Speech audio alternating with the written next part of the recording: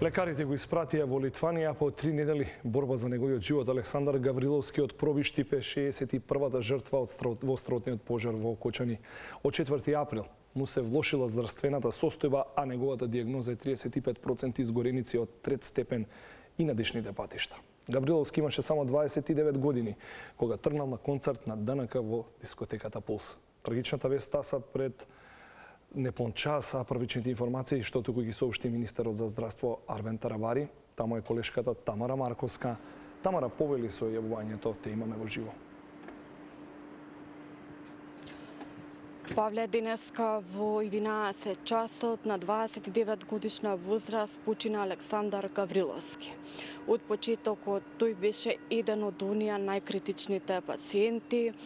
Беше префрлен на лекување од градската болница во Литванија, но таму неговата здравствена состојба на почетокот на април дополнително се влошила, пошто бил ставен на хемодиализа.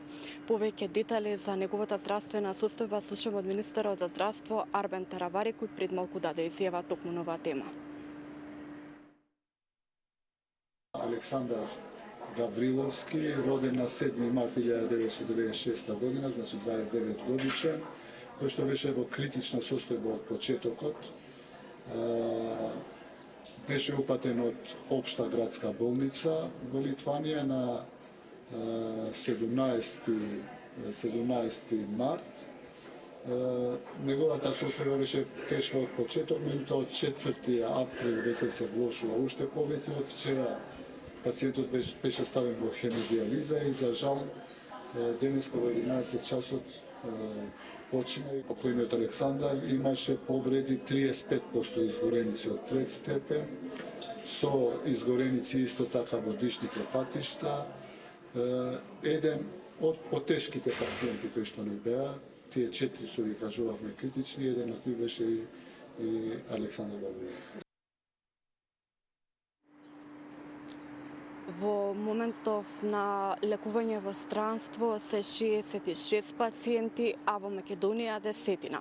Двајца од нив, од оние кои се лекуваат во странските клиники, се уште се во критична состојба. Тука го слушаме министерот Таравари.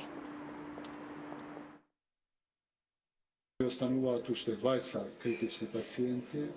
Вкупно пациенти што се лекуваат надвор од државата се 66. Во Македонија се лекуваат моментално 10 пациенти. Останатите пациенти, освен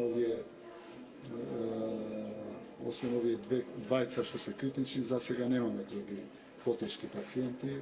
Се надеваме дека нема да имаме други лоши вести за пациентите кои што се третираат во земјата или надвор земјата со некакви компликации.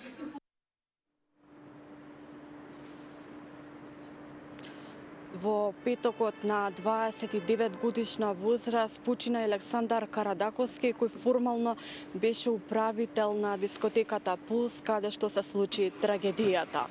Тој воедно беше најкритичниот пациент кој имаше 90% изгореници на дишните патишта. До сега од трагедијата во Окочани згасна 61 млад живот, а исто така сакам да напомнам дека ден по трагедијата почина и возачот на брзата помош кој цела вечер превезувал повредени лица до Скопје. Павле.